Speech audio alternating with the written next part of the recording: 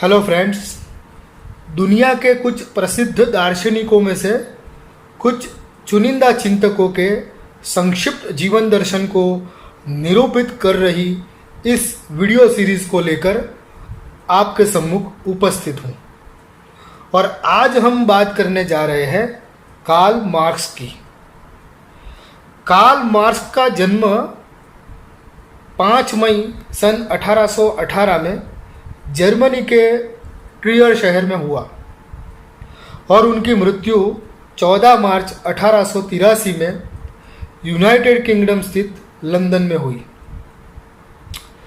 उनका प्रमुख सिद्धांत मजदूरों का राज्य था, जो कि समाजवाद को एक सुनिश्चित मुकाम पर ले जाता है। इसे साम्यवाद या कम्युनिज्म के रूप में हम जानते हैं।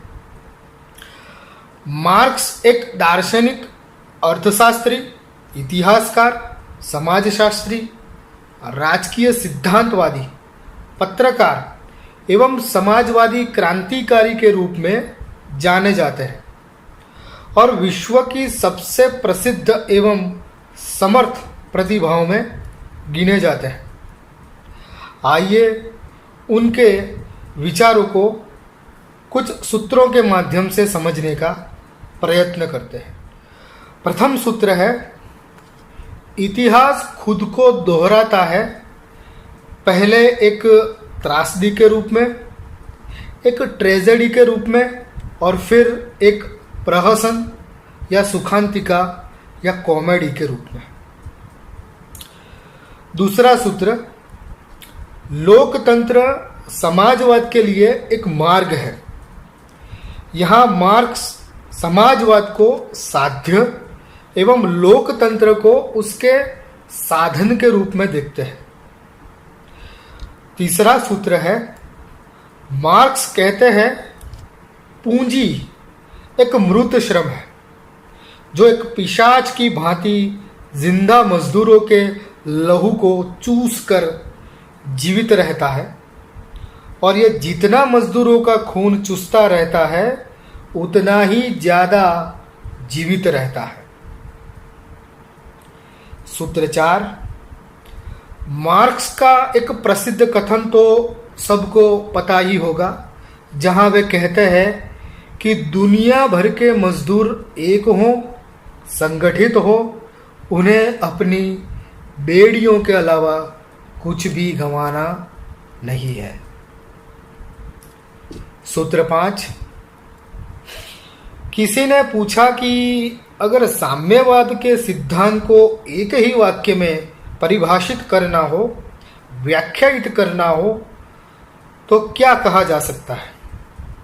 तो उस पर मार्क्स अति संक्षेप में कहते हैं, उनके सिद्धांत का अर्थ सिर्फ इतना ही है कि हर किस्म की व्यक्तिगत संपत्ति को नष्ट किया जाए, अर्थात निजी पूंजी का अंत हो और वह सार्वजनिक हो। मित्रों, वैसे देखा जाए तो दुनिया में जितने भी विचार या विचारधाराएं मौजूद हैं, उन सब को सिर्फ 2 ही हिस्सों में बांट सकते हैं, समाजवादी सोच एवं व्यक्तिवादी सोच। मार्क्स समाजवादी विचारक थे और साम्यवाद उसका एक ठोस रूप है। सूत्र 6,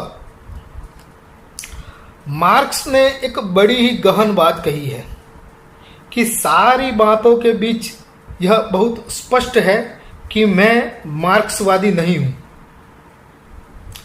वे स्वयं को एवं उनके सहयोगियों को साम्यवादी सोच से इत्तेफाक रखने वालों को, बिरादरों को साम्यवादी संज्ञा से व्याख्यायित करते थे। एक व्यक्ति के रूप में मार्क्स को भगवान और दास कैपिटल को पवित्र ग्रंथ बनाए जाने पर उन्होंने तब भी आपत्ति जताए हुए यह कहा था।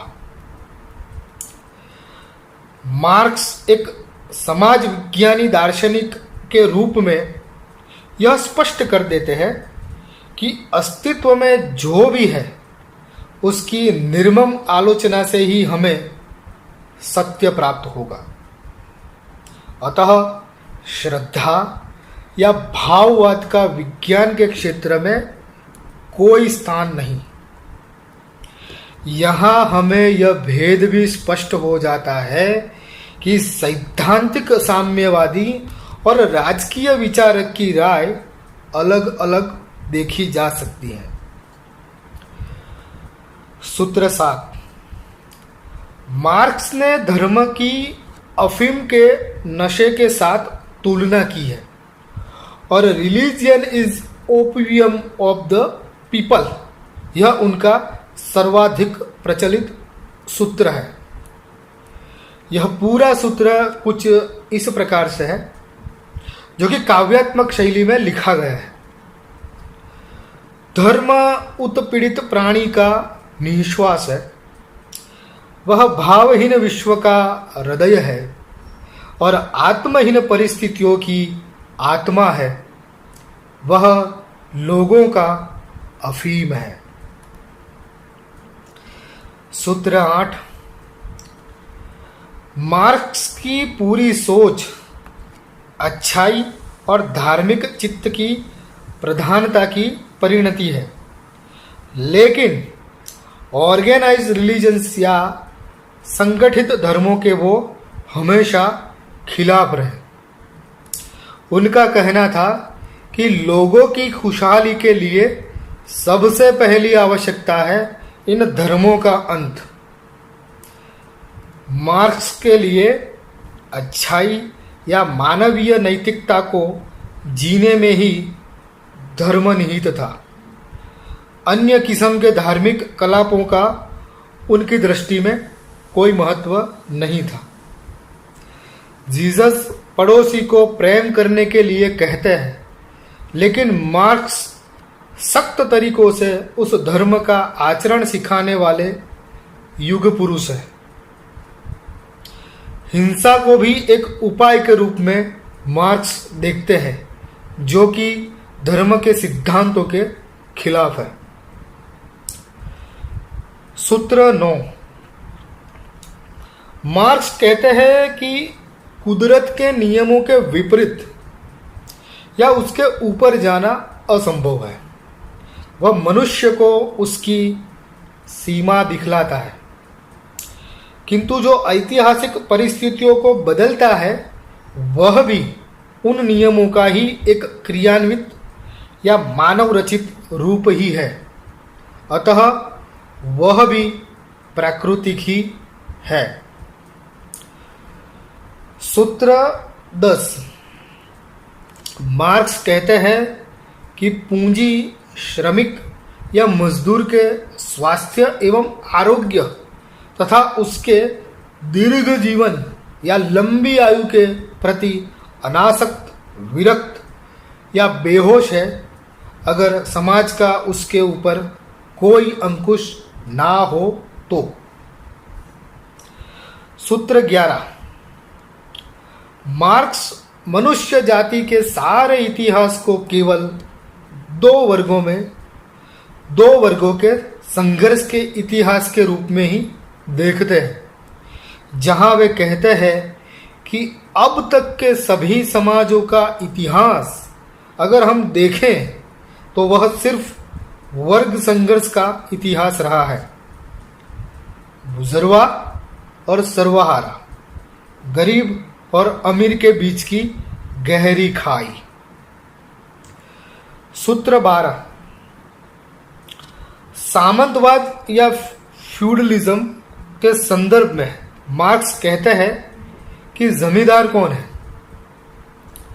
वो वैसे ही दूसरे लोगों की भांति है जिन्होंने बोया कुछ भी नहीं, लेकिन फसल सारी उन्हें अपने हस्तगत करनी है। यह मनुष्य की फितरत सा बन गया है, जिसके खिलाफ साम्यवाद है। सूत्र 13, मार्क्स एक विद्रोही दार्शनिक थे और उनका कहना था कि क्रांति इतिहास का ईंधन है। बिना विद्रोह के इतिहास आगे नहीं बढ़ सकता। उत्क्रांति और क्रांति का भेद यहाँ स्पष्ट रूप से समझना है।